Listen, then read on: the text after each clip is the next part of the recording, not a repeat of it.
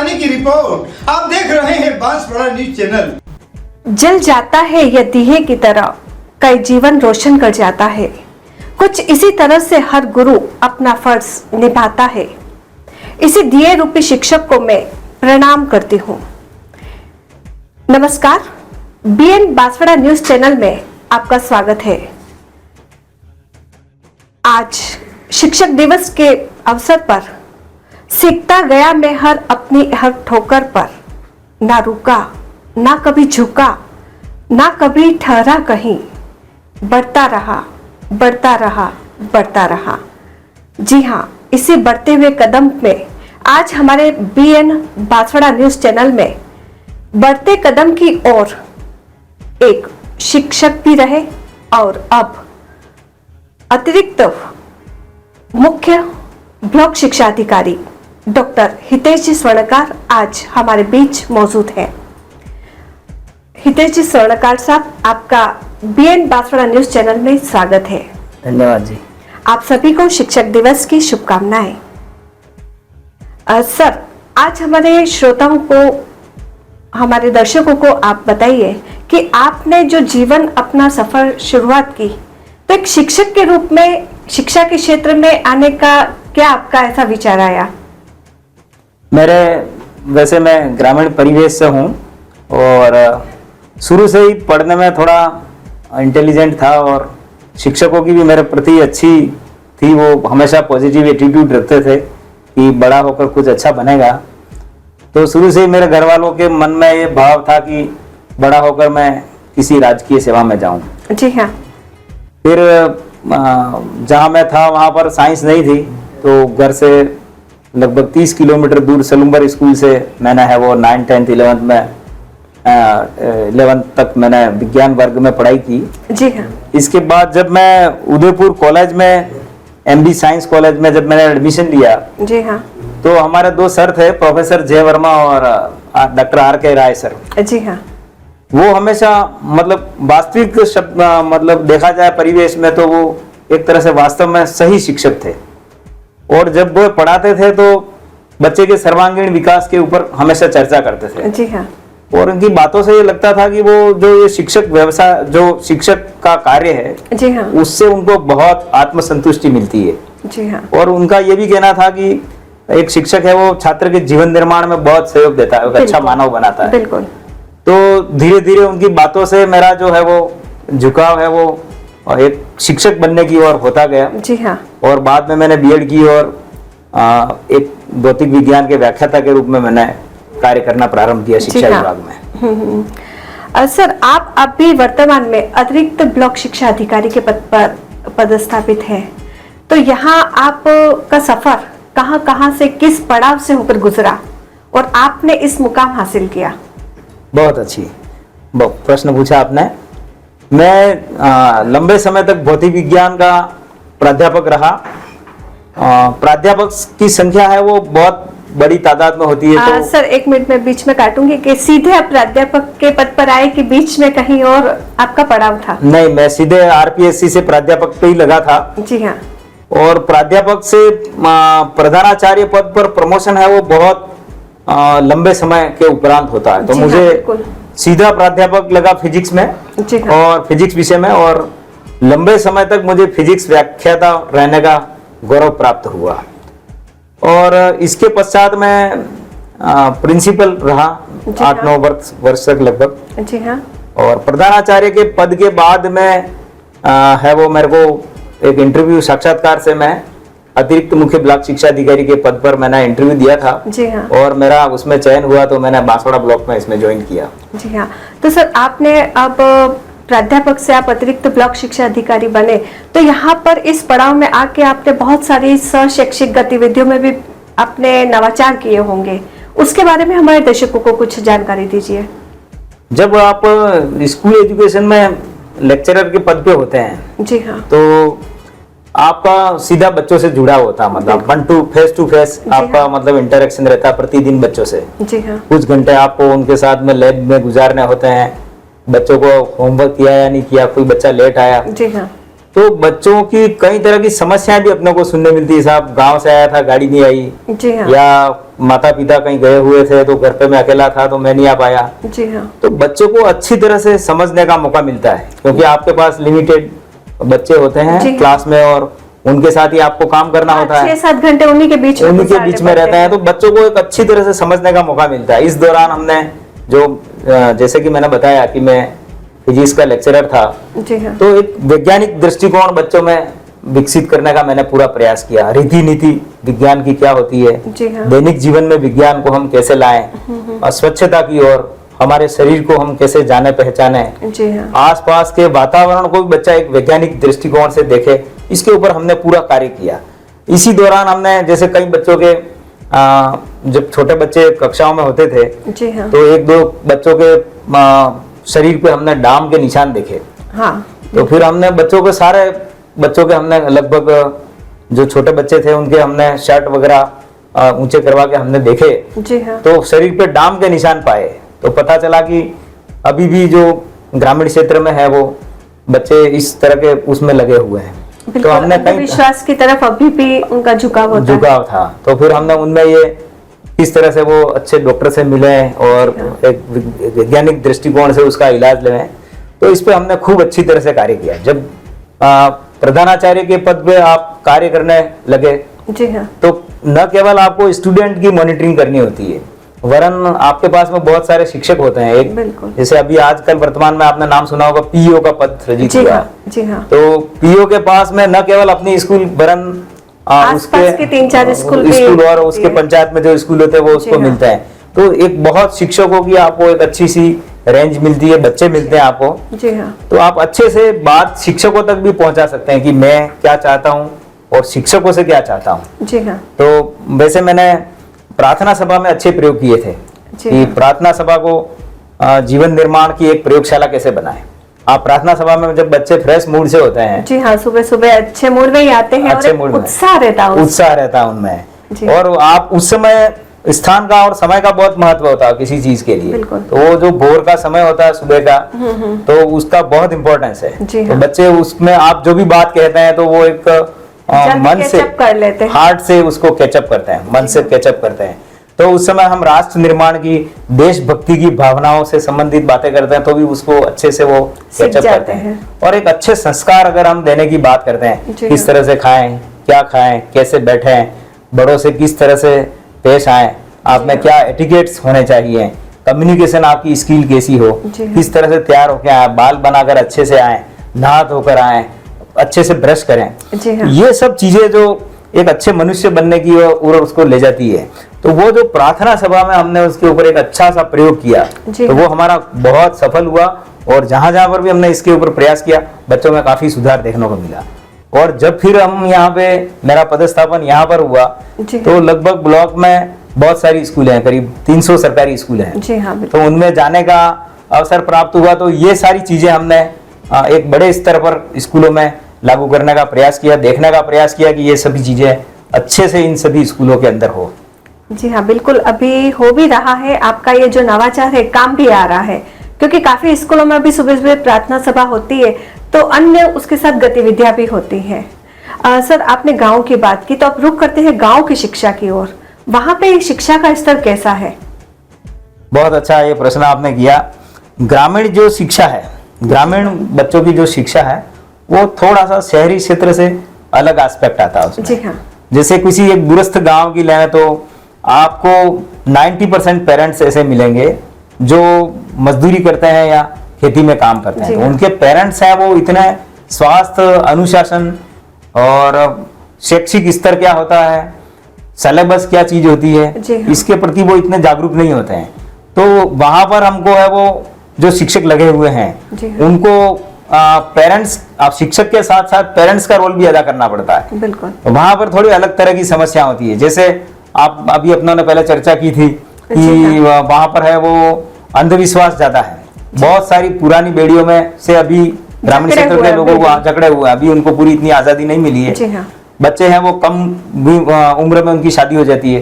जैसे आप ग्रामीण के किसी स्कूल में देखेंगे, तो 12th में यदि मान लो 100 बच्चियां अध्ययनरत हैं, तो आप में से कुछ बच्चियां ऐसी मिल ही जाएंगी जो और शादीशुदा हैं। बिल्कुल सर। तो वैसी चीजें हैं। वैसे ये काफी प्रयास ग्रामीण स्तर पर भी हमारे शिक्षक है वो और सभी मिलजुल कर रहे हैं, ताकि कम से कम वो एक निश्चित एज तक शादी नहीं करें और अपना वो पढ़ाई को पूरा करें और फिर आगे बढ़ें।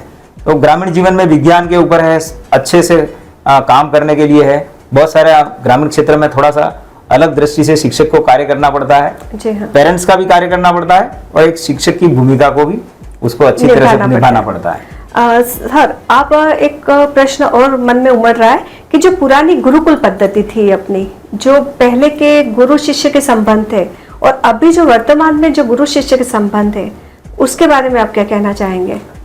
क्या परिवर्तन आए उसमें? वैसे पुराने गुरुकुल के ऊपर अपन बात करें तो गु का मतलब अंधकार और रु का मतलब होता प्रकाश। जी हाँ। तो गुरु वह होता जो अंधकार से प्रकाश की ओर अपने शिष्यों को ले जाए। बिल्कुल, एक दिया है, दिया रूपी ही शिक्षक है। दिया ही दिया जला सकता है। जी हाँ। तो गुरुओं की अपन जैसे बात करते हैं तो सांदीपनी है, वशिष्ठ गुरु हैं, द्रोणाचार्य जी हैं, जी हाँ। रामानंद जी हैं, शंकराचार्य जी हैं और भी गुरुओं के राजा राम मोहन राय जी से देख सकते हैं। हमारे जो शिक्षक दिवस हम मनाते हैं, जी हाँ। उनकी बात कर सकते हैं। हाँ, राधा कृष्ण सर्वपल्ली राधाकृष्णन जी की बात अपन कर सकते हैं। तो गुरुओं की एक इंडिया में समर्थ गुरु रामदास है, उनकी एक पूरी एक श्रृंखला रही है, बनी हुई, एक सूची बनी हुई है कि हम गुरुओं के रूप में एक इनको आइकन मान सकते हैं। बिल्कुल। तो इतने पुराने में तो मैं नहीं जाऊंगा, परंतु मैं जैसे मेरी खुद की बात सोचता हूँ कि मैं पढ़ा उस समय गुरु कैसे थे। जी हाँ। तो मेरे पढ़े हुए समय में गुरु जैसे मैं देखता हूँ तो थोड़े से मेरे को लगते थे कि गुस्सेल होते थे। जी हाँ। हमारे एक शारीरिक शिक्षक महोदय थे धीरजमल जी। जी हाँ। तो कोई बैत से, इनकी हाथों में बैत होती थी, उससे डर लगता था। जी हाँ। और किसी के एक दो गुरु तो हमारे ऐसे थे कि उनके आंख के इशारे से ही अनुशासन हो जाता था। जी हाँ, डर लगती थी, उससे ही चुप होके बैठ जाते, उससे ही चुप होके बैठ जाते थे। वैसी स्थितियां तो आज नहीं है समाज में। आज है वो गुरु शिष्य संबंधों को देखा जाए तो काफी दोस्ताना बिहेवियर होता है, बच्चे को अच्छे सकारात्मक दृष्टिकोण से समझे और उसको एक दोस्ताना तरह से व्यवहार करने का है। हाँ। तो वो संबंध आ गए। पहले हम देखते थे कि जैसे मैंने खुद ने पढ़ाई की तब हमने महसूस किया था कि कक्ष इतने अनुपात में नहीं हुआ करते थे, तो हम किसी चबूतरे पे बैठ गए, वृक्ष के नीचे बैठ गए। तो वैसी स्थिति आपने, अब तो डिजिटल क्लासरूम हो गए। बिल्कुल। अब उसमें आपने एक पेन ड्राइव लगाई और आप स्क्रीन के ऊपर सारी चीजों को देख रहे हैं, उसे समझ रहे हैं। तो वो वाला सिस्टम हो गया है। और पहले हम जैसे शिक्षक भी देखते थे तो अधिकांश शिक्षक को देखते थे धोती कुर्ता और सामान्य से गुरुजी साइकिल लेके स्कूल आ रहे हैं। तो शिक्षक भी आजकल थोड़े मॉडर्न स्टाइल के हो गए, सूट बूट में, और कहीं ना कहीं आधुनिकता का प्रभाव आया। शिक्षक भी थोड़े से मॉडर्न टाइप में हो गए। और जो भारी बैग वगैरह की जो कल्पनाएं थी, बहुत सारी पुस्तकें। जी हाँ। तो अब जो डिजिटल शिक्षा आ रही है, जैसे अभी देखा जाए कि हर बच्चे के पास मोबाइल हो, बिल्कुल, मोबाइल ऐप से वो पढ़ेगा या ई कक्षा रूम है उससे पढ़ेगा। स्मार्ट क्लासरूम बहुत सारे स्कूलों में हो गए हैं, तो उस पे उनको अध्ययन सामग्री दिखा के पढ़ाया जाता है। तो निश्चित रूप से बस्ते का बोझ तो कम हुआ ही है। हाँ, और बच्चों को काफी बेनिफिट हुआ है। एक बार नो बैग डे का भी प्रोग्राम है, के बाहर से मुक्त रखा गया है। तो उसमें भी शैक्षिक गतिविधियां बहुत अच्छा बताया आपने। शनिवार को जो नो बैग डे का प्रोग्राम होता है, तो उसमें बहुत सारी गतिविधियों को जोड़ा, जैसे नो टबाको। जी हाँ। तो हम तंबाकू का उपयोग नहीं करें। हाँ, हर बार नई जानकारी, हर बार नई जान, जैसे गुड टच बैड टच पे पिछले शनिवार को अच्छा सा कार्य हुआ था। सुरक्षित राजस्थान, सुरक्षित हमारे विद्यालय, उसके ऊपर एक अच्छा सा प्रोग्राम था। राजस्थान जानो और भी कई तरह की गतिविधियां, स्वीप गतिविधियां हैं। उनके ऊपर नो बैग डे के दिन है वो बच्चों को खेलने संबंधी कार्य करवाए जाते हैं। सांस्कृतिक प्रोग्राम होते हैं, खेलकूद होते हैं। तो उनसे बच्चों की एक अच्छी पर्सनालिटी बनती है। बच्चे का अपन सर्वांगीण विकास की बात करते हैं तो इसका मतलब यही नहीं कि साहब कक्ष में आपने बोर्ड पे कुछ लिख दिया और बच्चा उसको पढ़ ले और ऐसा। बच्चा जब तक खेल के मैदान में नहीं जाएगा, बिल्कुल, तो उसको चोट नहीं लगेगी, तो वो उसकी कैपेसिटी डेवलप नहीं होगी। तो इस तरह से एक साहसिकपन भी उसमें आता है इन सब गतिविधियों से। हाँ, और खुलता भी है। जैसे आपने बताया कि एक दोस्त मानता है अपने गुरु को, तो दोस्त रूपी गुरु को अपनी हर बात बता भी सकता है, जैसे गुड टच बैड टच के बारे में। अगर अपने माँ बाप अपने पेरेंट्स को नहीं बताते तो बच्चे अपने शिक्षक को भी बता सकते हैं। तो सर, आपने एक वाकया बताया कि आपके जो गुरु थे, आपने अपना जो यादगार पल थे वो बताया, तो आप एक कुछ ऐसा भी हुआ होगा जब आप शिक्षक बने होंगे तो कोई ऐसा स्टूडेंट भी आपकी जिंदगी में रहा होगा जिसे आप कभी भूल नहीं पाए होंगे। ऐसा कोई वाकया आपके साथ हुआ हो, ऐसी कोई घटना हुई हो तो हमारे दर्शकों से साझा कीजिए आप। निश्चित रूप से आपने मेरी पुरानी यादों को ताज़ा कराया है। एक बार मैं 12th का क्लास टीचर था और कई बार हम बच्चे जैसे बहुत सारे बच्चे ऐसे होते हैं जो पढ़ाई में उनकी रुचि कम होती है, उसके पीछे कई सारे कारण होते हैं। हम किसी बच्चे को कमजोर या किसी को अच्छा नहीं कह सकते। जी हाँ। उसके कमजोर या अच्छे होने के पीछे भी बहुत सारे कारण होते हैं। जी। तो एक बार मुझे लगा कि बच्चा ये है वो साइंस में अच्छा कर नहीं पा रहा है और मुझे लगा था कि तेरे को पास होना थोड़ा कठिन ही है इस बार, तो नहीं कर पाएगा, ऐसा मैंने उसको बताया। जी। तो पहले रिजल्ट बोर्ड के आते थे तो पेपर में आते थे और काफी खुशी रहती है। आजकल तो मोबाइल पे मैसेज आ जाते हैं। तो मैं तो कहीं इधर इधर गया हुआ था और घर पे आया तो बाहर गाड़ी खड़ी की और देखा था एक बच्चा बैठा हुआ था अंदर। जी हाँ। तो अंदर गया तो मिसेज ने बताया बहुत देर से आया हुआ है आपके इंतजार में। तो मैंने बाहर आके देखा, क्या हुआ भैया? तो सर आप देखो, मेरे को कहते थे ना पास नहीं हो पाएगा और कठिन है तेरे लिए, तो मैं तो पास हो गया सर। बच्चा हुआ, अगर मैंने तेरे को कहा और तेरे को चोट लगी दिल पे, जी हाँ। और तेने इसके लिए प्रयास किया कि नहीं मैं अच्छा बन के बताऊंगा, तो मेरे लिए तो अच्छा ही है। गुरु के लिए तो मैं हमेशा चाहूंगा कि बच्चों की तरक्की हो। हाँ। तो ऐसे वाकये भी कई बार हो जाते हैं। हम किसी को जैसे आइडेंटिफाई नहीं कर पाते हैं कि ये इतना अच्छा कर पाएगा, और वो अपन ने अगर उसको कहा तो वो उसको मन पे ले लेता है। बच्चे का जो मन होता है ना वो उसके मन पे ले लेता है। तो हम किसी को भी ऐसी बातें करने से हमको बचना चाहिए बच्चों। बिल्कुल।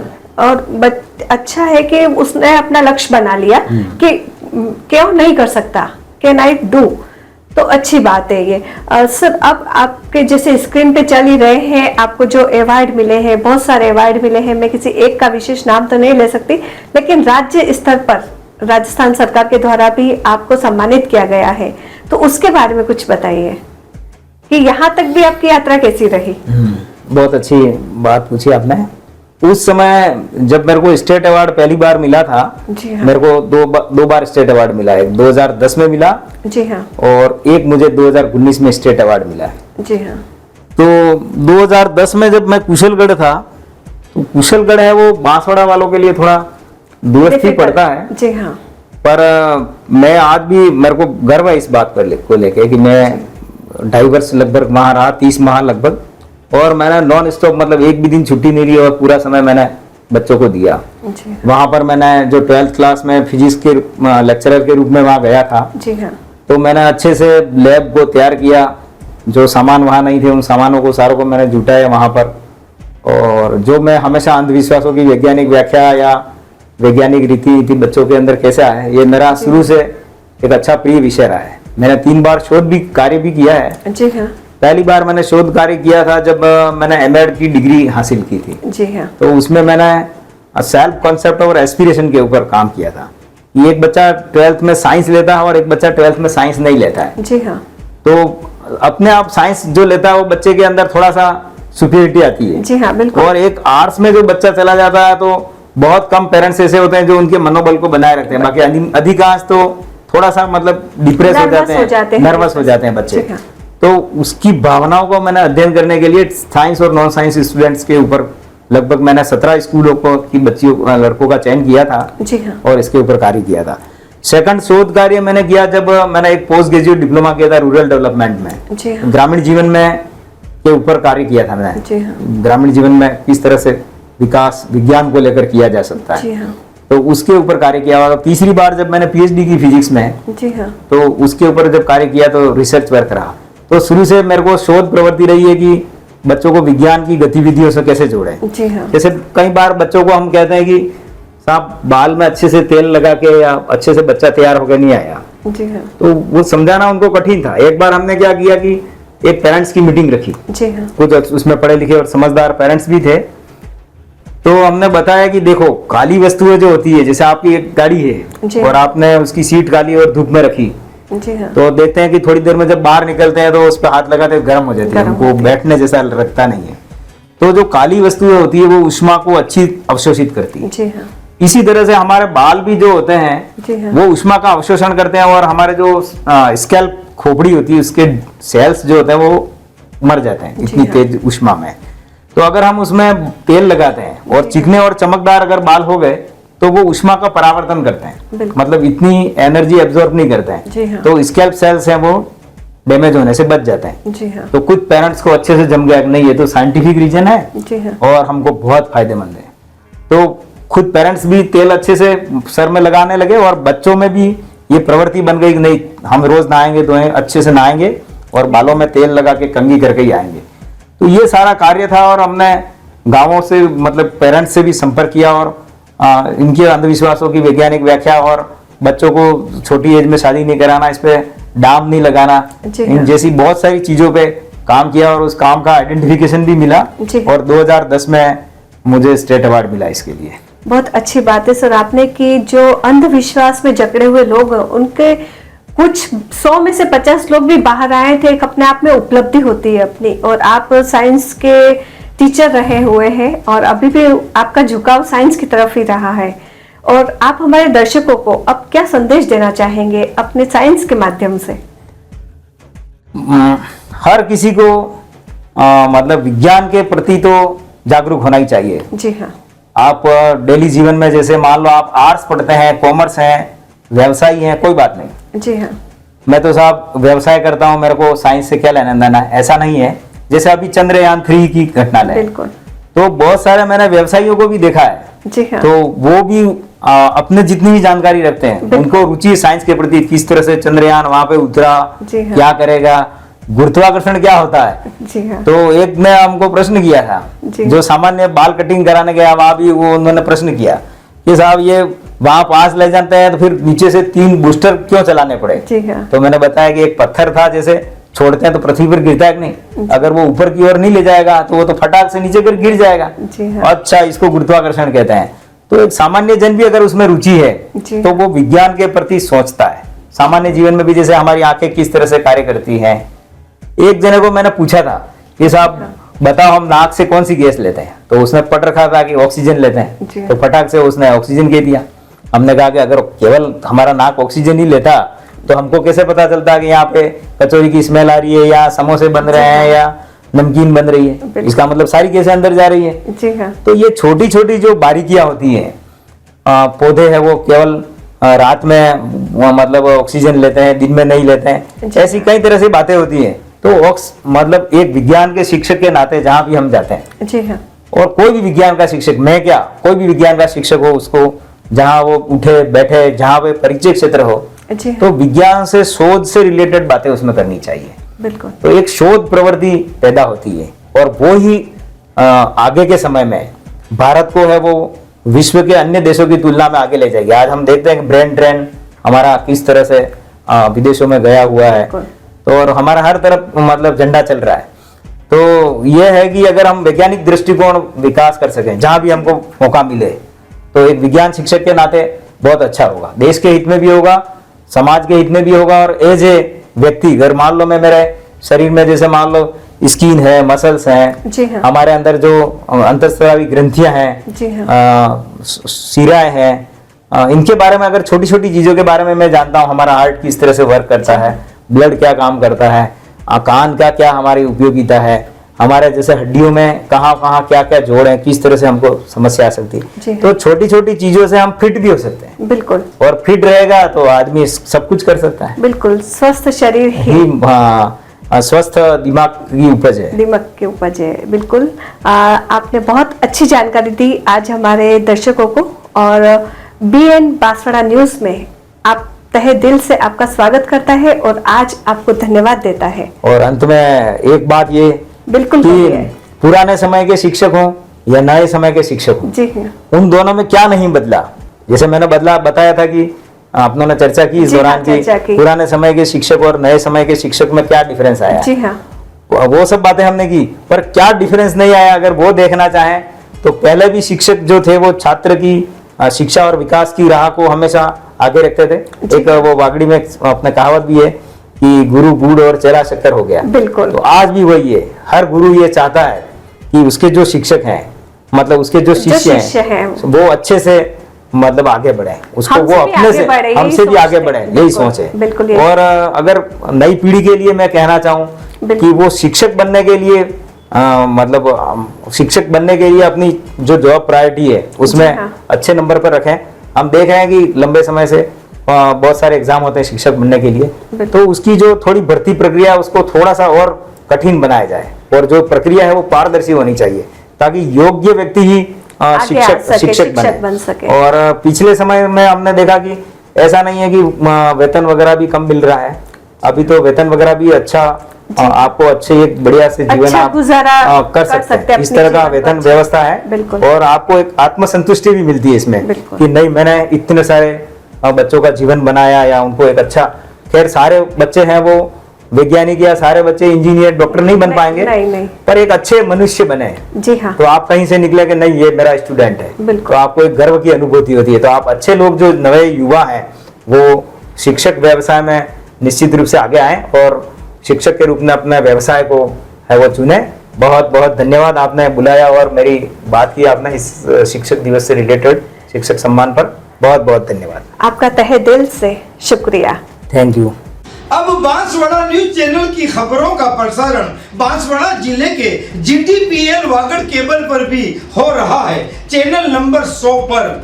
यदि आप भी सामाजिक, धार्मिक, मजहबी एवं सरकारी जनहित योजनाओं का प्रसारण करवाना चाहते हैं तो हमें कॉल करें 9887421584 पर, एवं हमारा दूसरा नंबर है 9099913963 पर, या फिर मोबाइल से HD मोड पर प्रोग्राम रिकॉर्ड कर हमें भेजें हमारे जीमेल पर banswara.news.india@gmail.com पर। जय हिंद, जय भारत।